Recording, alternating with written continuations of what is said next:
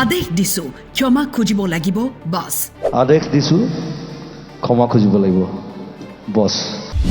অনুৰোধ নকৰো আদেশ দিছো ক্ষমা খুজক মই কাকো অনুৰোধ নকৰোঁ কেতিয়াও লাইফত আদেশ দিছো ক্ষমা খুজিব লাগিব দিগন্ত ভাৰতীক কৰা অপমানৰ পিছতেই শিল্পী সমাজৰ প্ৰতিক্ৰিয়া দিগন্ত দা আমাৰ একেবাৰে অতি বয়োজ্যেষ্ঠ আমাৰ গুৰুৰ নিচিনা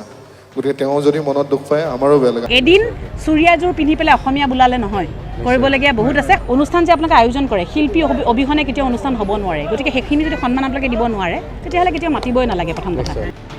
ঘটনাৰ পিছতে প্ৰিয়ংকা ভৰালীয়ে লিখে গুৰুৰ অপমান শিল্পীৰ অপমান মানেই আমাৰ সকলোৰে অপমান দাবী কৰিছো ক্ষমা খুজিব লাগিব পূব গুৱাহাটী বিহু মঞ্চত শিল্পী দিগন্ত ভাৰতীক অপমান কৰা ঘটনাৰ পিছতেই বিহুৰ মঞ্চৰ পৰাই হাৰ্টথ্ৰব জুবিন গাৰ্গৰ প্ৰতিক্ৰিয়া চানমাৰী বিহু কমিটিৰ যিকেইজন সদস্যই দিগন্ত ভাৰতীক অপমান কৰিছিল ক্ষমা খুজক কালি এটা ঘটনা হ'ল মোক কম কিন্তু দেই মই নোকোৱাকৈ নাথাকোঁ আপোনালোকৰ ইয়াৰ নলবাৰী দিগন্ত ভাৰতী সকলোৱে দেখিছে চাগে ফেচবুকত চানমাৰী বিহু কমিটি কেইজনমানে অপমান কৰিছে তেওঁক গতিকে মই বেছিকৈ নকওঁ বেছিকৈ ক'লেকে মই গালি দিম গতিকে কথাটো কওঁ যে সেইটো হ'ব নাপায় আৰ্টিষ্টৰ লগত আৰু তেওঁ অনুষ্ঠান চাবলৈ গৈছিলে তাক মাতি নিছিলে ষ্টেজলৈ নি পেলাই অপমান কৰিছে চব চানমাৰী কমিটিৰ যিকেইজন মানুহ আছে যিকেইজনে কৰিলে কামটো মই কাকো অনুৰোধ নকৰোঁ কেতিয়াও লাইফত আদেশ দিছোঁ ক্ষমা খুজিব লাগিব বছ দ্যাটছ ইট ছ'চিয়েল মিডিয়াযোগে প্ৰিয়ংকা ভৰালীয়ে লিখে আমাৰ সকলোৰে শ্ৰদ্ধাৰ আৰু মোৰ গুৰু দিগন্ত ভাৰতী ছাৰৰ লগত যি অপমানজনিত ঘটনা হ'ল সেই ঘটনাক লৈ মোৰ লগতে তেওঁৰ অনুৰাগী তেওঁৰ সকলো শিষ্য শিল্পী সমাজ আৰু প্ৰতিগৰাকী অসমীয়াই অন্তৰত আঘাত পাইছো তেওঁক কৰা এই অপমানক মই তীব্ৰভাৱে গৰিহণা দিছো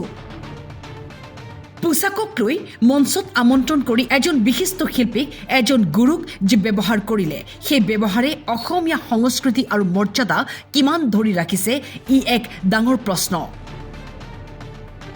যোৱা 30 বছৰ ধৰি সংগীতৰ ক্ষেত্ৰত দিগন্ত ভাৰতী ছাৰৰ যি অৱদান সেই অৱদানক এখন মঞ্চত এনেদৰে ক্ষন্তেকতে মাটিৰ লগত মিলাই দিয়াৰ দৰেই হ'ল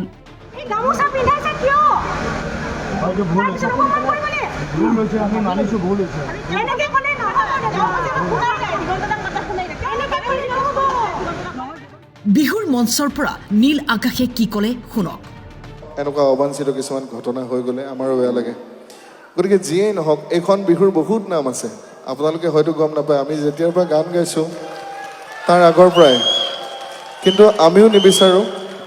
এজন শিল্পী আহি ইয়াত অপমানিত হোৱাটো বা অপমানিত অনুভৱ কৰাটো যিয়েই নহওক ঘটনাক্ৰম যেনেকুৱাই নহওক আপোনালোকে বুজি শুনি সুন্দৰভাৱে অনুষ্ঠানটো আগবঢ়াই নিয়াটোৱে আপোনালোকৰো কৰ্ম আৰু আমাৰো দায়িত্ব গতিকে দুই পক্ষৰ খুব ভাল মিল হৈহে এটা অনুষ্ঠান গঢ় লৈ উঠে কেতিয়াবা শিল্পীজনৰ ভুল হ'ব পাৰে কেতিয়াবা আয়োজকৰো ভুল হ'ব পাৰে মানুহ মাত্ৰেই ভুল হয় কিন্তু সেই বুলি ইয়াৰ পৰা বাৰ্তাটো আমি যাতে বিপৰীত বাৰ্তা এটা নিদিওঁ কাৰণ আপোনালোকেও গম পায় আজিকালি প্ৰতিটো অনুষ্ঠান দেশে বিদেশে মানুহে অনুকৰণ কৰি থাকে মানুহে চাই থাকে গতিকে আমাৰ নিচিনা সৰু সৰু ল'ৰাবিলাক আপোনালোকৰ এনেকুৱা মঞ্চবিলাক টিভিতে দেখা পাওঁ আজি গাবলৈ পাইছোঁ আমাৰ সৌভাগ্য গতিকে আমি টিভিত যদি বিতৰ্কিত কিবা বস্তু এটা দেখোঁ হয় আমি অনুষ্ঠানটোক বেয়া পাম নহয় আমি শিল্পীজনক বেয়া পাম